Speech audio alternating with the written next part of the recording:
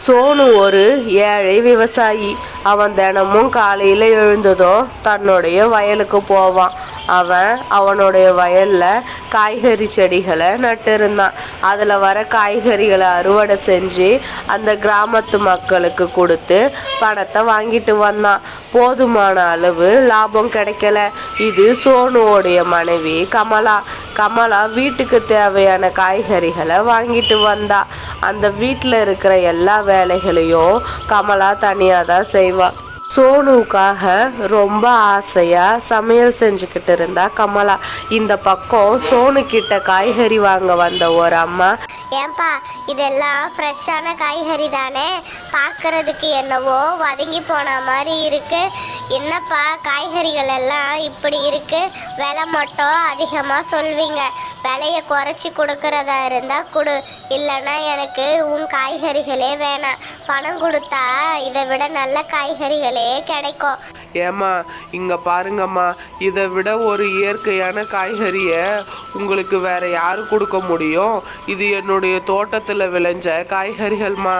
எந்த விதமான செயற்கை மருந்தோ இதுல போடல. இது உடம்புக்கு ரொம்ப நல்லதும் கூட.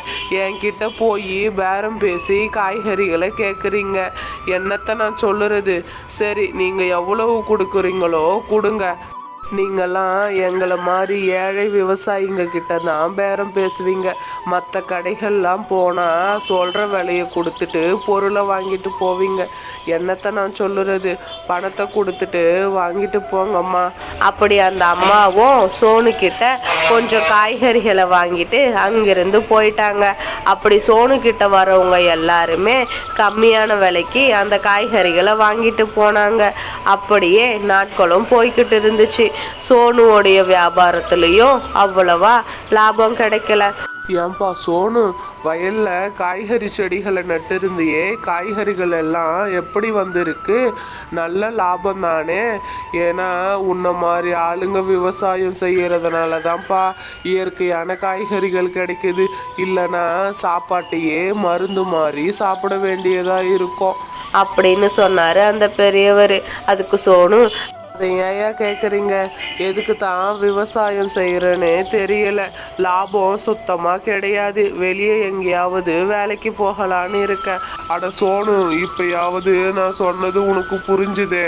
நீ பேசாம என் கூட பட்டணத்துக்கு வந்து வேலையை பாருப்பா. நானும் உன் கூட தான் விவசாயம் செஞ்சுக்கிட்டு இருந்தேன். ஆனால் ஒரு ரூபா கூட லாபம் சம்பாதிக்க முடியல. ஆனால் இப்போ பாரு, பட்டணத்தில் வேலைக்கு போய் கை நிறைய சம்பாதிக்கிறேன் அப்படின்னு சொன்னாரு. அப்படி வீட்டுக்கு வந்ததும் சோனு அதை பத்தியே யோசனை செஞ்சுக்கிட்டு இருந்தான். கமலா அவனுக்காக சாப்பாடு எடுத்துட்டு வந்தா. என்னங்க சாப்பாடு வச்சு இவ்வளவு நேரம் ஆகுது, அப்படி என்ன யோசனை செஞ்சுக்கிட்டு இருக்கீங்க? முதல்ல சாப்பாட்டை சாப்பிடுங்க.